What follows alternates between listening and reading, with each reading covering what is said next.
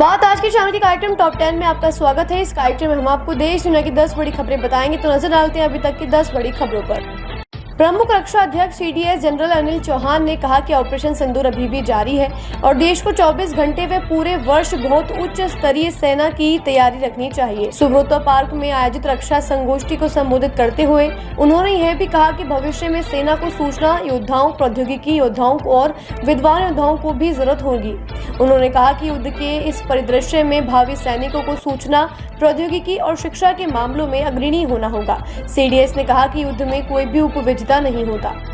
Rail मंत्रालय ने मुंबई और महाराष्ट्र के रेल नेटवर्क को मजबूती देने के लिए 52,724 करोड़ रुपए की लागत वाली 3 बड़ी परियोजनाएं मंजूर की हैं। इनमें सब अर्बन नेटवर्क को मजबूत करने, नए ट्रैक बिछाने और स्टेशनों को अपग्रेड करने जैसे कई काम शामिल होंगे। मुंबई सेंट्रल से बोरीवली तक 6 लाइन 919 करोड़ रुपए की, गोरेगांव से बोरीवली तक हार्बर लाइन का 826 करोड़ रुपए की और विरार ढाणू के बीच तीसरी और चौथी लाइन 3,588 करोड़ रुपए की लागत से CSMT से कुर्ला के बीच 5वीं और 6वीं लाइन 891 करोड़, पनवेल करज तक सब अर्बन कॉरिडोर 2,782 करोड़ की मंजूरी दे दी गई है।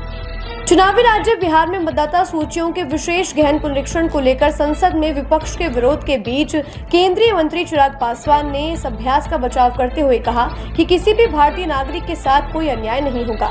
चिराग पासवान ने पटना में संवाददाताओं से कहा कि देश के किसी भी नागरिक के साथ कोई अन्याय नहीं किया जा रहा, लेकिन अगर कोई देश में घुसपैठिया है तो उसे सबसे बड़े अधिकार, वोट के अधिकार का दुरुपयोग करने की अनुमति नहीं दी जाएगी। उन्होंने कहा कि यदि यह प्रक्रिया देश में पहली बार नहीं हो रही है, यह पहले भी 4 बार हो चुकी है और इस बार भी इसे उसी तरीके से संचालित किया जा रहा है जैसे कि पिछले 4 बार किया गया था। ब्रिटेन और मालदीव के अपनी यात्रा से लौटने के तुरंत बाद PM नरेंद्र मोदी आज शनिवार को तमिलनाडु का दौरा करेंगे।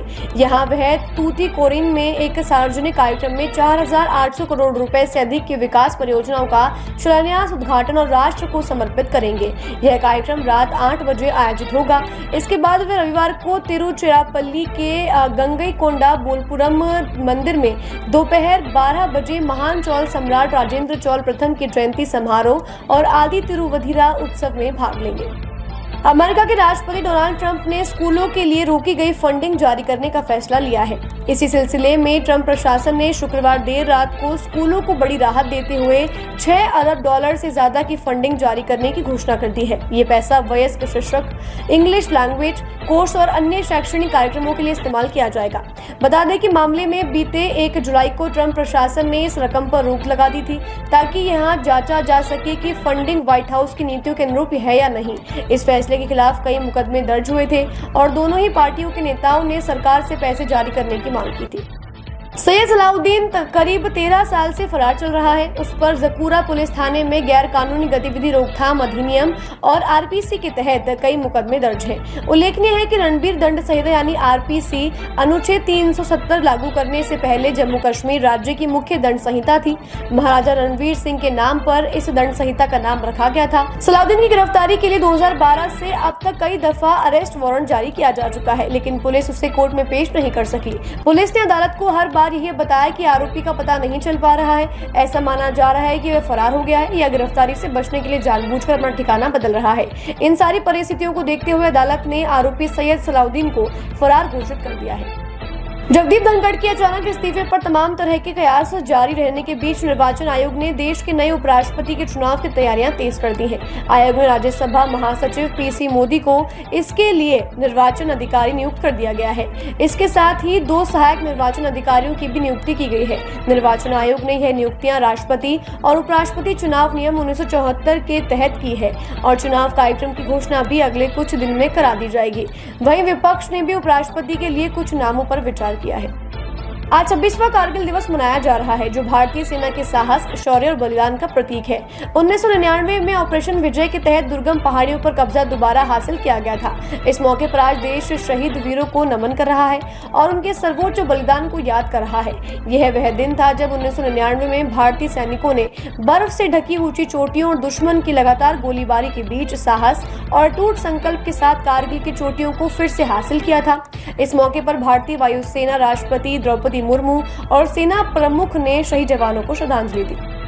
मुख्यमंत्री ने शनिवार को अपने ऑफिशियल एक्स हैंडल के जरिए बताया कि बिहार पत्रकार सम्मान पेंशन योजना के तहत अब सभी पात्र पत्रकारों को हर महीने 6,000 रुपए की जगह 15,000 रुपए पेंशन दी जाएगी और इस संबंध में निर्देश दिए गए हैं। मुख्यमंत्री ने कहा, बिहार पत्रकार सम्मान पेंशन योजना के अंतर्गत पेंशन ले रहे पत्रकारों की मौत होने पर उनकी आश्रित पति पत्नी और जीवन पर्यंत प्रति माह 3,000 की जगह 10,000 की पेंशन राशि दिए जाने का भी निर्देश दिया गया है। नीतीश कुमार ने कहा, लोकतंत्र में पत्रकारों की महत्वपूर्ण भूमिका है।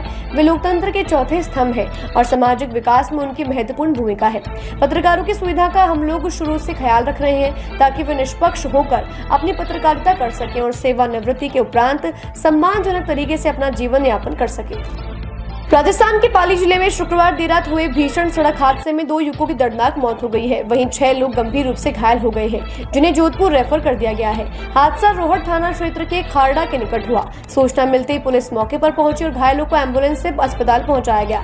हादसे के बाद मौके पर लोगों की भीड़ जमा हो गई। पुलिस के मुताबिक शुक्रवार देर रात को एक जीप व कार में हुई भिड़ंत में 2 युवकों की दर्दनाक मौत हो गई। लग्जरी जीप में सवार चांदन निवासी श्रवण सिंह राजपूत, मालना जैसलमेर दान सिंह राजपूत, जेठाराम सेन, मूलाराम सेन, मोतीराम सेन सवाईराम जीप में सवार होकर माउंट आबू से वापस लौट रहे थे।